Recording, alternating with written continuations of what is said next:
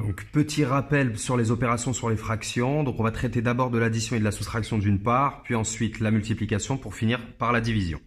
Donc, l'addition et la soustraction de fractions, comment ça se passe? On va prendre un exemple. 1 demi plus 3 demi.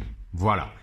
En fait, quand elles ont le même dénominateur, c'est assez rapide. Il suffit tout simplement de garder notre dénominateur commun, donc 2, et d'additionner, ou si on avait une soustraction, de soustraire les numérateurs. Voilà, c'est aussi simple que ça. Maintenant, si on a des dénominateurs différents, comment ça se passe? Il y a un premier exemple ici.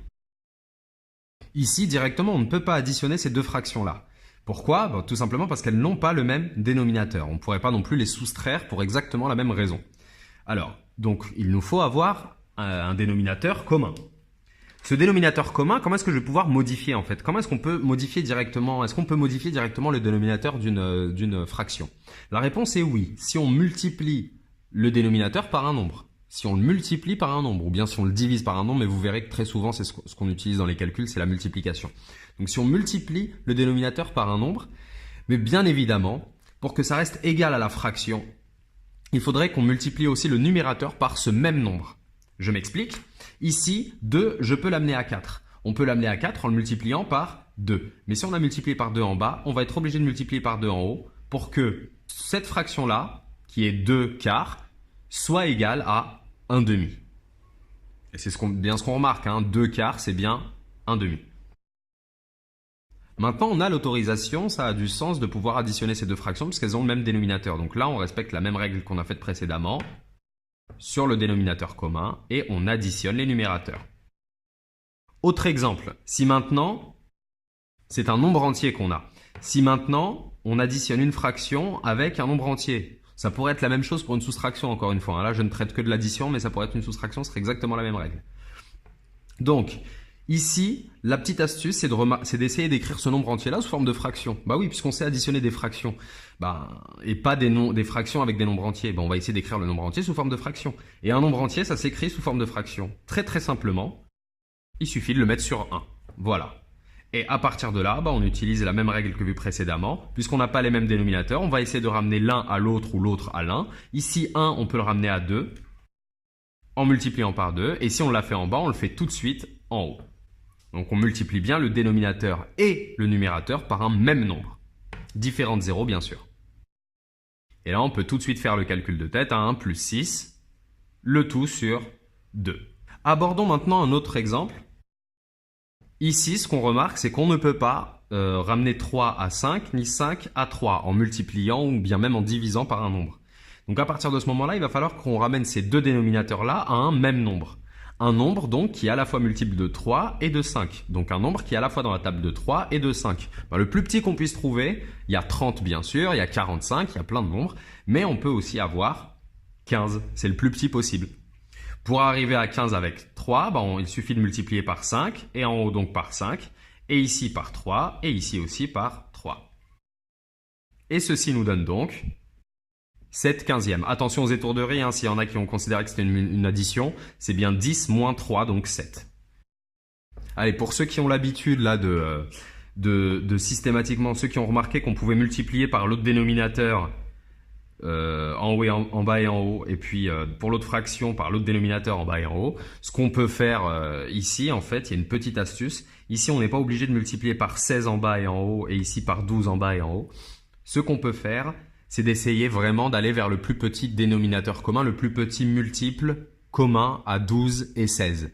Et ce plus petit multiple-là, comment est-ce qu'on peut le trouver? Eh bien, tout simplement en décomposant 12 d'une part et 16 d'autre part.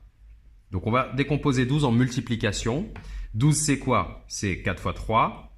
Et puis, on va essayer de décomposer encore plus. 4, c'est quoi? C'est 2 fois 2. Donc, 2 fois 2 fois 3. Là, on voit qu'on ne peut pas plus décomposer avec un produit de nombre entier. Le nombre 12. On fait la même chose pour 16. Ici, ce qu'on doit remarquer, qu'est-ce que c'est qu'est-ce qu'il nous manque ici, que nous avons ici, et qu'est-ce qui nous manque ici, que nous avons ici, en termes de facteurs, c'est-à-dire en termes de nombre en multiplication. Bien ici, on a 2 facteurs égaux à 2, ici 2 facteurs égaux à 2, ok. Ici, il nous en manque donc 2, des facteurs égaux à 2, donc il faudrait multiplier par 4, par 2 puis par 2, donc par 4. Et ici, il nous manque un facteur égal à 3. Eh bien donc on sait que si 12 on le multiplie par 4 et si 16 on le multiplie par 3, on obtiendra le même nombre. Et ce nombre-là, c'est bien sûr 48. 12 fois 4, ça fait 48. 16 fois 3, ça fait aussi 48. Donc à partir de là, 12, on va le multiplier par 4. Donc on le fait tout de suite. On fait tout de suite la même chose au numérateur. Et à partir de là, on peut donc écrire le résultat. Le voici. Voilà donc en gros ce qui vous attend en addition ou soustraction de fractions. C'est assez simple. Ce qu'il faut retenir en fait, c'est qu'il faut qu'on ait absolument le même dénominateur. Et après, c'est à vous de modifier vos dénominateurs comme bon vous semble. On passe maintenant à la multiplication. Alors, je vous le dis tout de suite, c'est beaucoup plus simple. En réalité, si on a deux fractions qui se multiplient, eh bien, il suffit tout simplement de multiplier les numérateurs entre eux et les dénominateurs entre eux. Donc là, il n'y a même pas besoin de les mettre au même dénominateur. Voilà. Maintenant, on peut essayer avec un exemple avec un nombre en chiffres ici, enfin un nombre entier.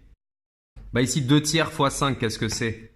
C'est 2 tiers fois 5 sur 1. C'est donc 2 fois 5, 10 sur 3 fois 1, 3. Voilà. Sinon, ce qu'on peut remarquer pour aller plus vite, au lieu de mettre 5 comme 5 sur 1, en fait, en réalité, tout ce qu'on peut faire, c'est qu'on peut se dire que 5 multiplie directement le numérateur. Donc 2 tiers fois 5. On peut directement imaginer que 5 multiplie, on va sauter sur le numérateur. Ce qui nous fait donc 2 fois 5, 10, le tout sur 3. Voilà. Attention, il y en a beaucoup qui commettent l'erreur de multiplier par 5 en haut et en bas. On vient de voir que si on multiplie une fraction, si on multiplie son numérateur et son dénominateur par un même nombre, ça ne change absolument rien sur la valeur de la fraction. Donc si je multiplie par 5 en haut et en bas, bah, ça restera égal à 2 tiers. Ça, c'est pas très logique parce que 2 tiers fois 5, normalement, c'est 5 fois plus que 2 tiers. C'est pas égal à 2 tiers, justement. Alors, un dernier petit exemple. Si on a ce cas de figure-là, bah, bien sûr, la règle ne change pas. On multiplie les numérateurs entre eux et les dénominateurs entre eux. Le problème, c'est qu'ici, en fait, ça va être un peu compliqué de faire ça. On va essayer de remarquer si on ne pourrait pas simplifier. Et simplifier, qu'est-ce que c'est? Simplifier une fraction, c'est juste remarquer si on a le même facteur en haut et en bas, c'est-à-dire le même nombre en multiplication en haut et en bas. Bah ici, ça ne se voit pas directement, hein. Ce qu'il faut penser, c'est est-ce que les facteurs qui sont en haut appartiennent à la même table que certains facteurs qui sont en bas? Ben, si on regarde bien, on a 10 et on a 15. Un nombre qui se termine par 0, 1 par 5, ce sont tous les deux des multiples de 5. Donc on va le montrer ce 5, c'est 5 fois 2. Et pour 15, c'est 5 fois 3. Et 14 et 21, on sait tous qu'ils sont dans la table de 7. 7 fois 2 et 7 fois 3. Bien, à partir de ce moment-là, une fois qu'on a bien décomposé et qu'on a nos facteurs communs en haut et en bas, ben, il suffit tout simplement de les supprimer. On dit qu'il se simplifie. 5 divisé par 5, ça fait 1, et 7 divisé par 7, ça fait 1. Et 1 fois n'importe quoi, ben, ça ne change strictement rien. C'est pour ça qu'on peut carrément les effacer.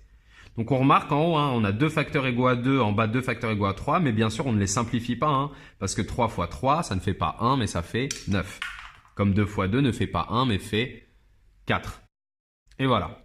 Alors maintenant pour la division. Pour la division, c'est vraiment pas compliqué. C'est la même règle que pour la multiplication, mais indirectement. Il faut juste un petit tour de passe-passe. C'est qu'il faut transformer cette division-là en multiplication. Et si on la transforme en multiplication, eh bien cette fraction-là, il faut la passer à l'inverse. En réalité, il y a une propriété qui nous dit diviser par un nombre revient à multiplier par son inverse. Donc si je divise par 5 septièmes, je vais devoir multiplier par l'inverse de 5 septièmes, c'est-à-dire 7 cinquièmes. Donc l'inverse d'une fraction, l'inverse de a sur b, si je veux l'inverser, c'est b sur a. Et là maintenant, on se ramène à une règle de multiplication. On va multiplier les numérateurs entre eux, bien sûr, et les dénominateurs entre eux. 2 fois 7, 14, 3 fois 5, 15. Bien sûr, avant, on s'est posé la question de savoir si on avait le même facteur en haut et en bas, ce qui n'est pas le cas. Donc voilà, on a directement cette fraction-là qui est simplifiée. Alors qu'est-ce qui se passe maintenant si on divise par un nombre entier ici? Alors cette écriture-là, attention, on peut très bien l'écrire comme ceci. On peut très bien l'écrire comme 2 tiers, le tout divisé par 5. Et la barre, ici, notre division, elle est ici. Il y en a une ici, certes, mais ça, vu que c'est une fraction, on peut considérer que c'est un nombre à part entière. La véritable opération de division, c'est celle-ci, et on la représente donc par une barre qui est bien au niveau du signe égal. Il faut faire attention à ça. Comme ici, hein. Ici, on pourrait très bien changer cette écriture-là. 2 tiers divisé par 5 septièmes, c'est 2 tiers. Le tout divisé par 5 septièmes. Notre grande barre ici principale est ici. D'accord? On pourrait très bien l'écrire comme ça, ceci à la place de ceci, hein. Et notre barre ici serait bien au niveau du signe égal. Alors ici, l'inverse, donc on reprend la propriété de la division. Diviser par un nombre revient à multiplier par son inverse. Donc cette division-là, on va la changer en multiplication. 2 tiers, le nombre qui se fait diviser, on n'y touche pas. Et on va passer 5 à son inverse. Alors l'inverse de 5, 5 on sait que c'est 5 sur 1, donc son inverse ça va être directement 1 sur 5. Sinon on peut retenir qu'un nombre entier ou n'importe quel nombre en écriture décimale, son inverse c'est 1 sur lui-même. Voilà. Donc l'inverse de 5 c'est 1 sur 5. Il ne nous reste plus qu'à multiplier les numérateurs entre eux, les dénominateurs entre eux. 2 fois 1, 2. 3 fois 5, 15. On a terminé.